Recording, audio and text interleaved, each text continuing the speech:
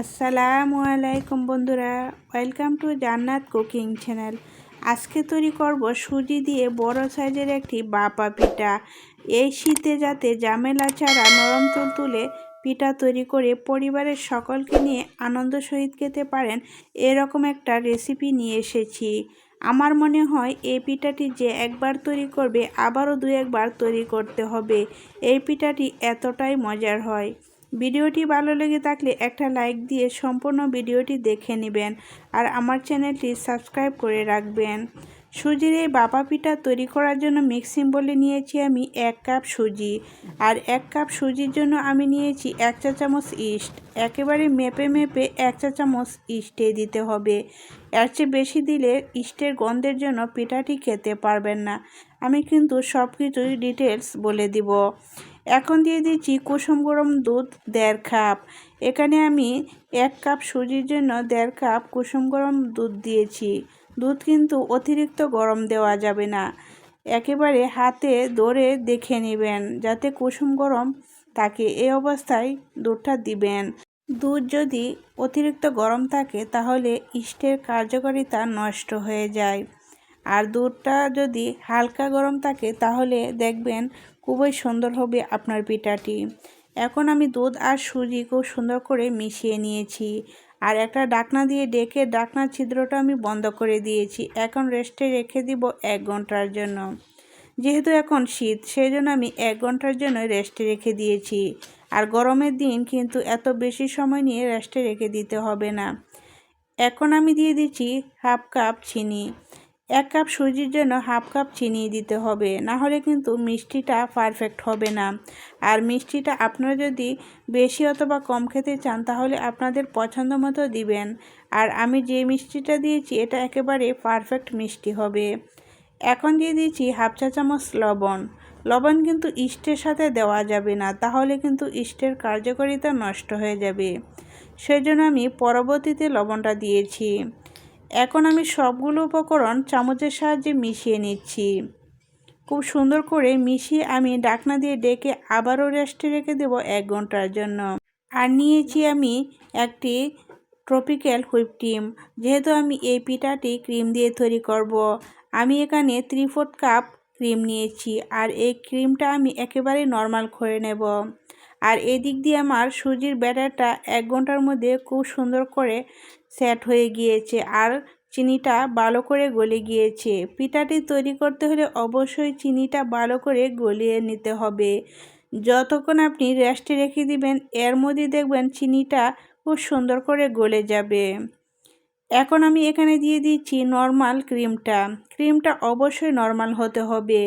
যদি আপনি ফ্রিজের থেকে বের করে ক্রিমটা দেন ঠান্ডা অবস্থায় তাহলে আপনার পিঠাটি ফুলবে না। একেবারে নর্মাল হতে হবে, ঠান্ডা অবস্থায় কোনো প্রকারেই দেওয়া যাবে না। এখন আমি ব্যাটারের সাথে ক্রিমটা দিয়ে খুব সুন্দর করে মিশিয়ে নিয়েছি, আর ব্যাটারের ঘনত্বটা এরকমই হতে হবে। আর এই পিঠাটি যেহেতু আমি ভাপা পিঠা তৈরি করব সেজন্য একটা ছিদ্রযুক্ত পাত্র নিয়েছি, আর পাত্রের উপরে এরকম একটা আটা চালনি দিয়েছি। আর এই চালনির উপরে আমি একটা সুতি কাপড় বিছিয়ে দিচ্ছি। সুতি কাপড়টা আমি ধুয়ে ভালো করে নিয়েছি। ঠান্ডা পানি দিয়ে ধুয়ে তারপর কাপড়টা দিবেন, তাহলে আপনার পিঠাটা লেগে যাবে না। এখন আমি সম্পূর্ণ ব্যাটারটা এই কাপড়ের উপর দিয়ে দিচ্ছি।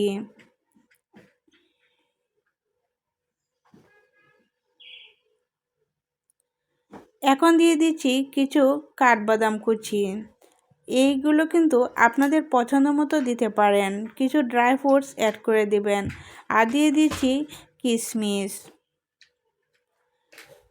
আমি যেগুলো উপকরণ দিচ্ছি এগুলো কিন্তু আপনাদের হাতের কাছে না থাকলে নাও দিতে পারেন, কিন্তু দিলে খেতে খুবই ভালো লাগে। দিয়ে দিচ্ছি কিছুটা নারিকেল কুড়া, আর এই নারিকেল কুড়াটা আমি মিহি করে কুড়িয়ে নিয়েছি। আপনাদের হাতের কাছে যেরকমই থাকে ওই রকমই দিয়ে দেবেন, কোনো সমস্যা নেই, কিন্তু কিছু ড্রাই ফ্রুটস দিলে এই পিঠাটি খেতে খুবই ভালো লাগে। এখন আমি একটা ঢাকনা দিয়ে ডেকে ঢাকনার ছিদ্রটাও বন্ধ করে দিয়েছি, আর একটা পাত্রের মধ্যে পানি নিয়ে ওই পানির উপরে আমি এই স্টিমটা বসিয়ে দিয়েছি। তারপর চুলার আঁচটা মিডিয়ামে রেখে একেবারে 35 মিনিট আমি বাপিয়ে নিয়েছি। 35 মিনিটের ভিতরে আমার পিঠাটা খুব সুন্দর করে কুক হয়েছে। এখন আমি পিঠাটা নামিয়ে নিয়েছি চুলা থেকে, আর পিঠাটাও আমি ডিমোল্ড করে নিয়েছি।